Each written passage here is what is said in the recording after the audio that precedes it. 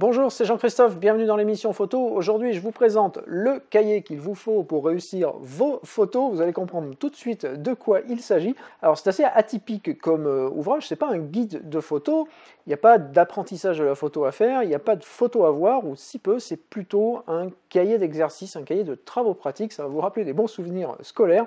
Donc, je vous montre tout de suite de quoi il s'agit, et puis j'attends vos retours également sur ce genre d'ouvrage. Vous allez me dire si ça vous intéresse ou pas, que je vous en parle plus souvent en fait. Voilà.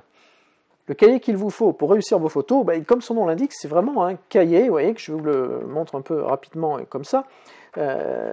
Donc un cahier dans lequel, voilà, le mode d'emploi, on vous dit ce cahier d'exercice vous encourage à imprimer vos photos et à les coller sur chacune des fiches pour en faire votre propre recueil de photos. Alors c'est une suggestion, vous faites un peu comme vous voulez, mais l'idée c'est de vous faire des exercices ludiques, et plutôt que de partir dans des exercices un peu techniques comme on retrouve dans certains guides de photos, vous voyez qu'ici vous allez vraiment travailler sur la prise de vue. Donc là par exemple, voilà, prenez des photos non touristiques d'un lieu touristique. C'est une approche intéressante parce que il va falloir vous creuser un petit peu la tête pour trouver la solution. Alors le bouquin, il est illustré de photos de 25 photographes dont certains sont plutôt connus.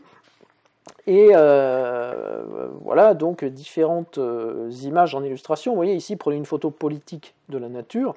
Alors, je vous laisse interpréter ce que signifie, ce que c'est qu'une photo politique de la nature.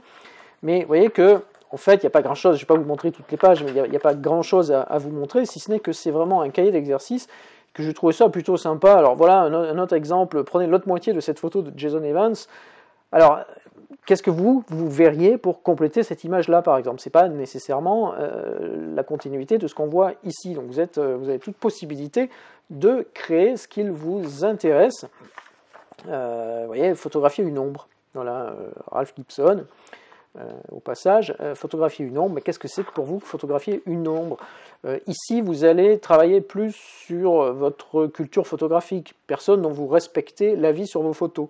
Ça peut être un photographe qui a regardé vos photos, ça peut être aussi votre famille, vos proches, peu importe. Mais vous voyez que ici, un bon exercice aussi, placez la tension au bord de votre cadre. On le voit sur cette photo ici de Gilles Pérès. Eh bien, voilà, donc, alors je vous le feuilleter un peu quand même, il y a des choses intéressantes. Prenez une photo qui ne fonctionne qu'en couleur, voilà, typiquement un exemple.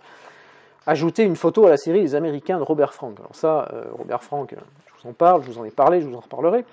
Une photo qui fonctionne qu'en noir et blanc, et ainsi de suite. Et vous voyez que il y a quelques citations d'ailleurs au passage ici, William Eggleston qui nous dit « Je déclare la guerre aux conventions ». Alors ça, c'est le non-respect des règles en photographie. Si vous me suivez depuis un moment, vous savez que c'est quelque chose auquel je suis attaché. Je pense qu'il faut connaître les règles pour les respecter, et puis après, il faut savoir ne plus les respecter.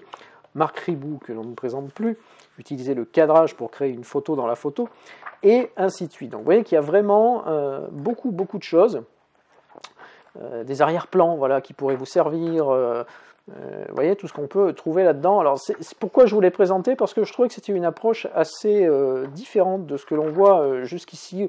Vous savez qu'il y a les guides pratiques, techniques, il y a les livres de photographie, et là on est un peu à la croisée des chemins, parce qu'il y a des photographies, mais c'est aussi un peu technique et pratique, puisqu'on vous fait faire des exercices. Donc quelque chose qui pour moi avait de l'intérêt. Dans tous les cas, là je vous le montre, il est neuf, je ne l'ai pas encore rempli, mais j'attendais de faire l'émission pour ça.